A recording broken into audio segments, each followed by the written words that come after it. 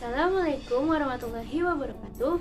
Halo semua, perkenalkan nama saya Zalfa Wenda, biasa dipanggil Zalfa. Sekarang saya berkuliah di Universitas Negeri Jakarta dengan mengambil program studi perjalanan wisata. Dan pada kesempatan kali ini, saya akan membahas tentang salah satu unsur kebudayaan Indonesia, yaitu sistem religi. Dengan mengambil studi kasus, yaitu ritual adat Nyatnya Kasada, yang terdapat di kaki Gunung Bromo, Jawa Timur. Apakah kalian penasaran? Yuk, simak terus video ini sampai selesai. Seperti yang kita ketahui, Indonesia dikatakan sebagai negara kepulauan yang luas dan mencakup lebih dari 17.000 pulau yang dihuni oleh sekitar 255 juta penduduk.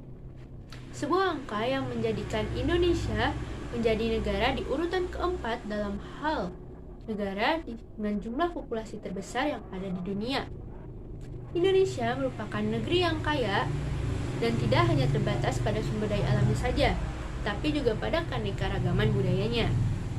Keanekaragaman ini pun mencetuskan semboyan Bhinneka Tunggal Ika yang artinya berbeda-beda tetapi tetap satu. Dan semboyan ini pun juga mengukuhkan bahwasannya keanekaragaman di negeri kita ini merupakan sebuah kekayaan dan keindahan bangsa Indonesia yang tidak dimiliki oleh negara lain. Ritual ini diadakan tiap tahun sekali pada hari ke-14 dalam bulan Kasada. Di sini mereka akan berkumpul di hamparan pasir atau Segarawidi pada kaki Gunung Bromo. Sebelum mencapai kaki Gunung Bromo, orang-orang Tengger berjalan kaki terlebih dahulu dengan membawa berbagai sesajian menuju kawah. Dan pada saat di kawah, mereka akan melemparkan sesajian yang berupa buah-buahan, sayuran, hewan ternak, hingga hasil bumi lainnya ke kawah sebagai simbol pengabdian kepada Sang Hyang Widi, pengorbanan, penyucian diri, rasa syukur, penjagaan hubungan harmonis dengan alam, serta penghormatan kepada leluhur mereka. Ritual adat Nyatnya Kasada ini sudah diselenggarakan sejak berabad-abad silam saat manusia pertama kali mendiami kawasan kaki Gunung Bromo. Dan menurut legenda masyarakat Tengger, mereka merupakan keturunan pasangan Roro Anteng dan Joko Seger, yang setelah bertahun-tahun menikah, mereka tidak juga memiliki anak. Keduanya pun bertapa dan berdoa kepada Tuhan. Mereka juga berjanji akan mengorbankan salah satu anaknya untuk dipersembahkan ke kawah Gunung Bromo. Dan akhirnya, doa mereka pun dikabulkan dan mereka dianugerahi oleh 25 anak yang disayanginya. Tetapi, mereka juga lupa dengan janjinya yang mengorbankan salah satu anaknya. Semua anaknya pun menolak untuk dikorbankan. Namun, si sulung, Jayakusuma, bersedia dikorbankan untuk menemui Sang Dewa Brahma atau Bromo untuk melunasi janji kedua orang tuanya. Jayakusuma pun menyampaikan agar masyarakat keturunan Roro Anteng dan Joko Seger memberikan persembahan hasil buminya ke kawah Bromo pada tanggal 14 bulan Kasada sesuai penanggalan Tengger. Hari sebelumnya, umat Hindu Tengger juga tidak lupa untuk berduyun-duyun ke Pura Agung. Di sana mereka duduk bersila dan hikmat mendengarkan tembang serta puji-pujian sembari berdoa. Para dukun atau pimpinan umat Hindu suku Tengger juga ikut duduk sejajar mengenakan pakaian serba putih dan ikat kepala khas suku Tengger. Para dukun akan membakar kemenyan di atas anglo sambil merapal mantra dan doa. Sejumlah sesajian hasil pertanian juga akan ditata rapi di depan dan di samping para dukun. Dan menjelang subuh, para dukun akan mengumumkan upacara ritual dan membacakan kisah legenda masyarakat Tengger dengan berbahasa Tengger. Lalu juga dilanjutkan dengan membaca doa dan mantra untuk mengantarkan hasil sesajian ke kawah Gunung Bromo. Setelah prosesi pembacaan mantra dan doa, para warga dengan membawa ongkek yang berisi sesajian naik menuju puncak kaki Gunung Bromo. Prosesi melarung sesaji inilah menjadi puncak ritual adat Nyatnya Kasada. Seiring berkembangnya peradaban manusia, Nyatnya Kasada selain menjadi hari besar untuk melarung sesaji ke kawah Gunung Bromo, ritual ini juga menjadi ajang untuk memilih dukun baru bagi setiap desa yang ada di kawasan Tengger.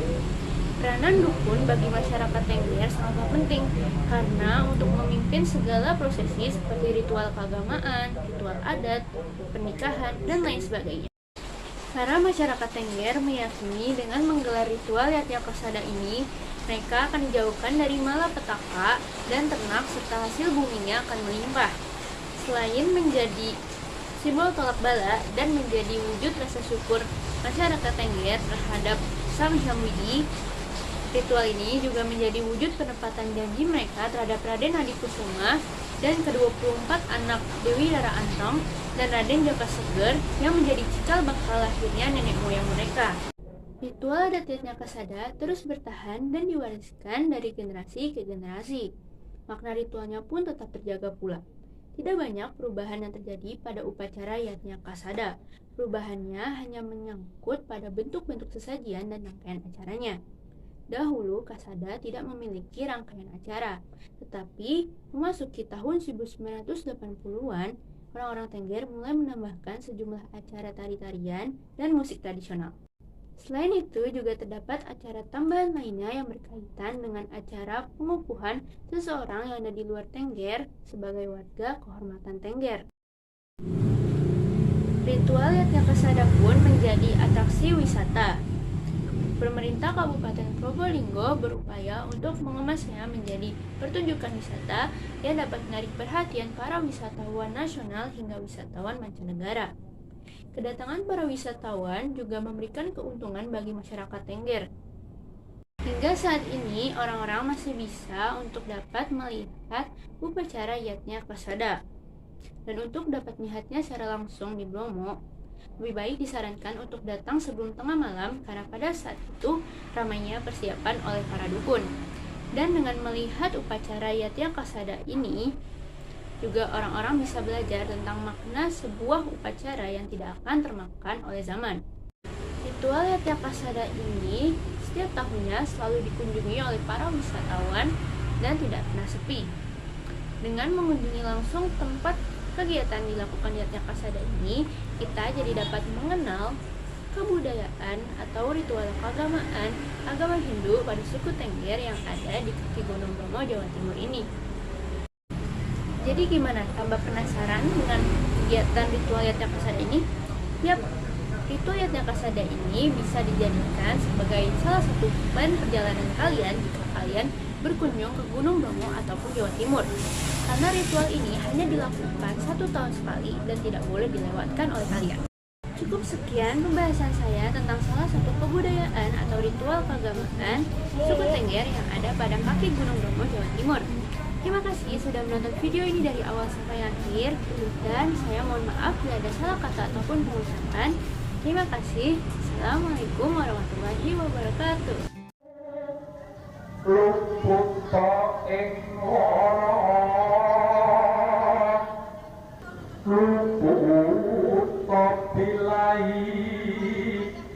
Tembang-tembang dan doa-doa dilantunkan oleh para pendamping dukun pandita.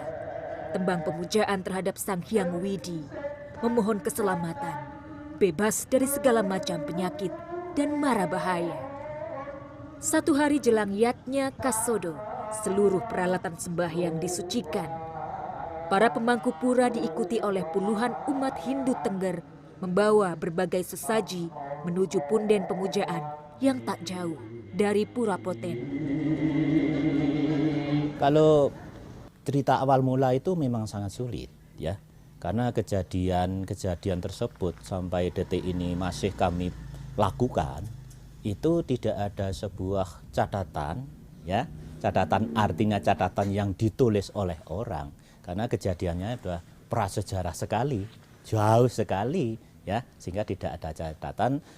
Hanya kami ini diwarisi itu melalui tutur ya. Tutur artinya tutur itu lewat lesan ya, yang disebut sekarang ini adalah workshop ya, poker kan ya, budaya lesan poker, kemudian dengan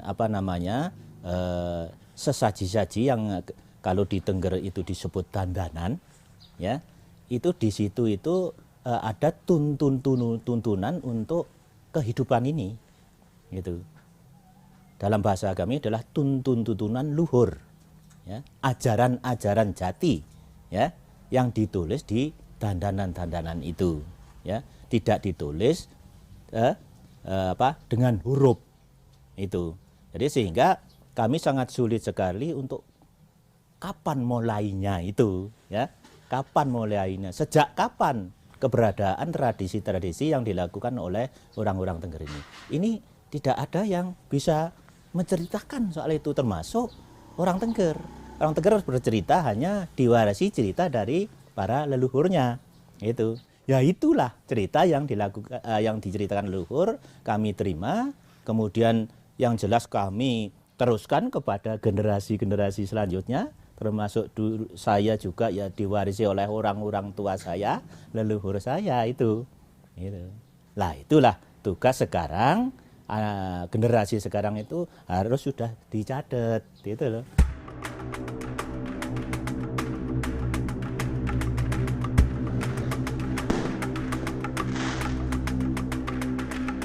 Menjelang puncak upacara Kasodo, Romo Dukun Pandita menggelar upacara pembukaan pintu pura. Sebagai perlambang seluruh umat dipersilakan masuk untuk menggelar doa pemujaan.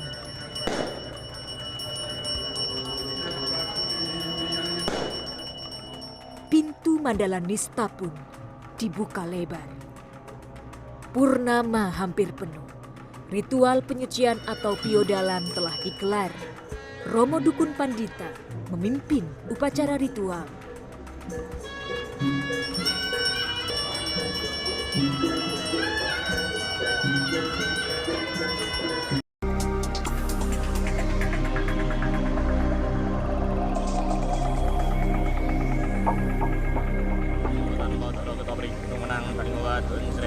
Namo Namo Suhu ngaturaken sarining Sri Om.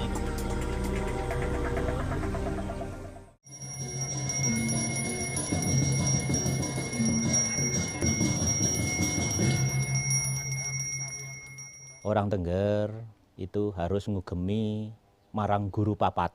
Nah itu artinya apa? Papat itu adalah empat guru yang harus kita bekteni gitu. Itu satu jelas yang kuasa. Dua adalah orang tua termasuk leluhur. Yang ketiga adalah sesama. Kalau kita bilang sesama ya sesama makhluk, bukan hanya antar manusia kan. Nah kemudian yang ketiga adalah yang memegang pemerintahan, ya. Baik itu RT sampai dengan yang di pusat presiden itu harus dibekteni.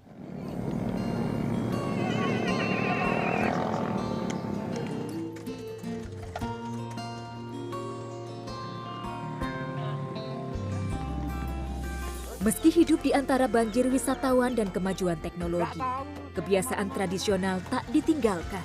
Dalam kearifan, keseharian mereka tetap dibalut kesederhanaan. Nasi pun dimasak dengan arang.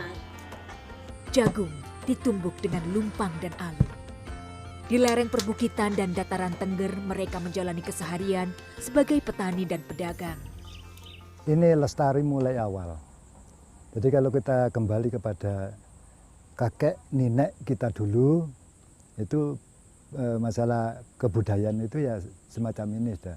Walaupun ada kemajuan zaman, itu ada tingkatan-tingkatan tentang apa ya, turis dan lain sebagainya.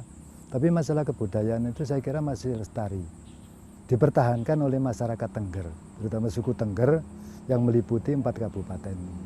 Jadi bukan hanya dipertahan oleh masyarakat satu desa atau satu kecamatan atau satu kabupaten Probolinggo, enggak. Justru malah di lingkaran Gunung Bromo ini yang ada penduduknya itu Tengger, itu masih tetap melestarikan terhadap adat budaya. Mantra-mantra Dukun Pandita membaluri setiap sendi kehidupan warga Tengger. Tak ada catatan pasti yang menunjukkan sejak kapan japa mantra para dukun ini menjadi perantara komunikasi Sang Hyang Widi dengan umatnya. Berbagai mantra tercatat dengan huruf Jawa atau Arab gundul. Tak sembarang orang boleh membacakannya. Mantra-mantra kuno ini harus dibacakan oleh pandita dukun dalam keadaan suci dan di tempat yang telah disucikan. Buka ing